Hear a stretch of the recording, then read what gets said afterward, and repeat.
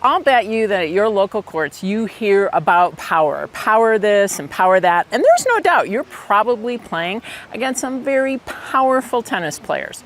But do you really need to have power to play your best pickleball?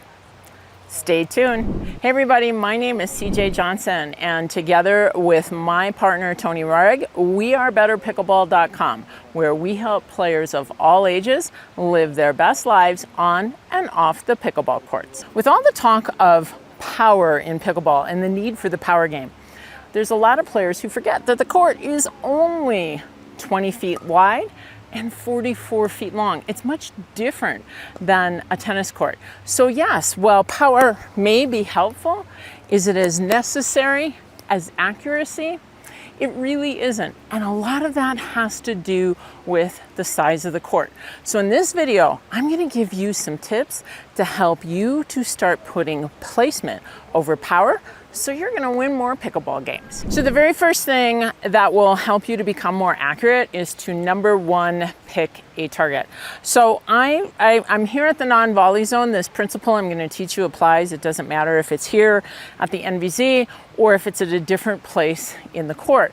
What I find that most players struggle with is they fail to pick a target. And by failing to pick a target, you're not giving your body, your mind, the information that it needs to execute the shot.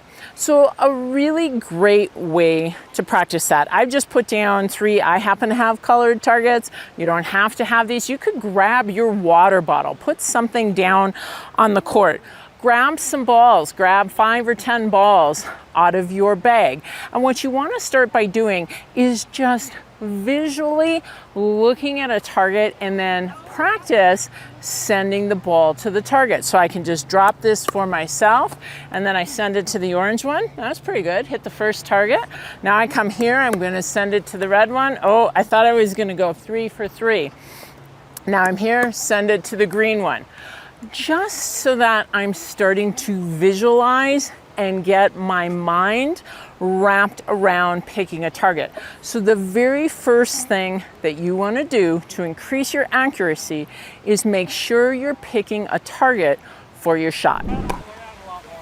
Oh man, there is only one thing funner than a pop-up put away, CJ. Oh, that was fun, Tony. But it is the Pickleball Summit, and it's an online pickleball summit, July 14th through the 16th. 15,000 other players just like you who want to know what's going on right now in the game are going to join us to learn from the top professionals, experts about everything going on, again, right now in the sport of pickleball. CJ, someone wants to attend, what do they have to do? Well, tickets are free, but you have to have a ticket, and you're going to get your free ticket by clicking on the link down below. See you at the summit.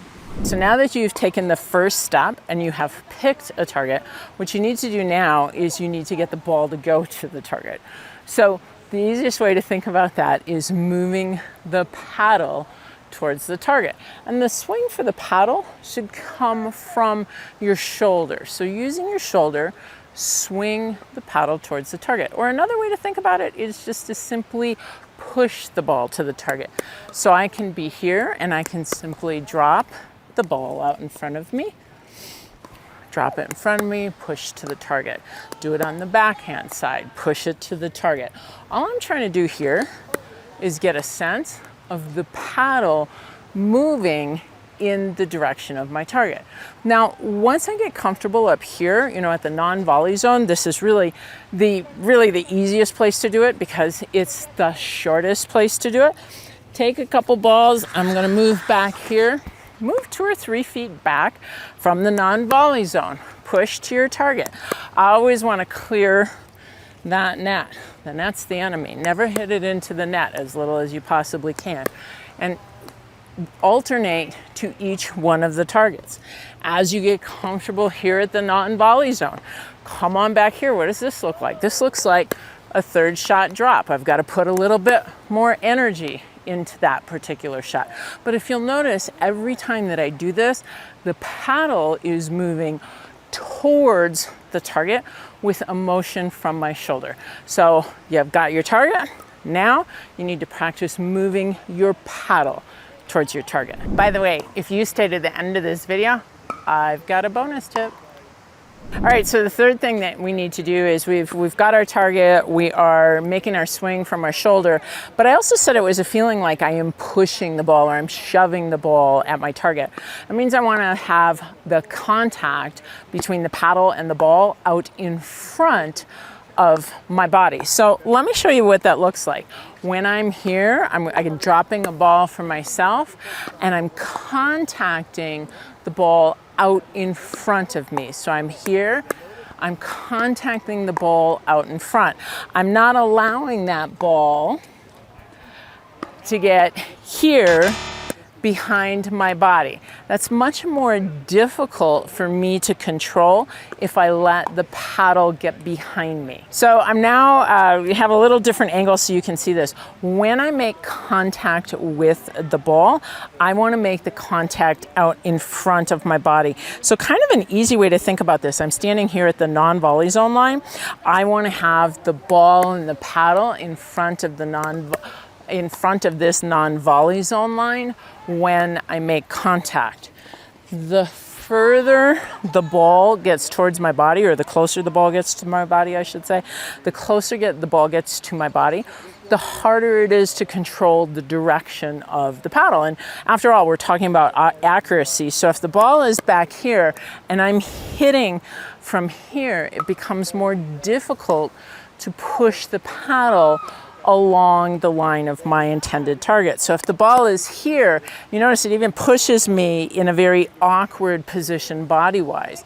When I'm making contact with the ball out in front of my body, that allows the paddle to travel on the line to my target more efficiently. Here's your accuracy bonus tip. Not only is there a lot of fascination around power, there's a ton of fascination around spin.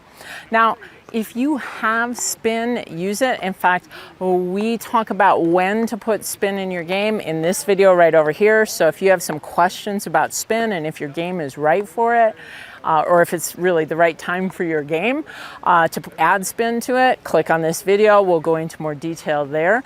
But when it comes to accuracy, a simple motion is going to help you to be more accurate. The more I start trying to spin, and in a top spin is where I'm brushing up on the ball, the more I try to brush up on the ball, the less accuracy I have because I'm adding pieces to the motion. So if you'd like to be more accurate, pick a target, move the paddle towards the target, make the contact out in front, and add spin only when your game is ready for it. Now, if you'd like more tips to become the best player you can be, click on this link right over here, because together we can train smart, live bold, and age well.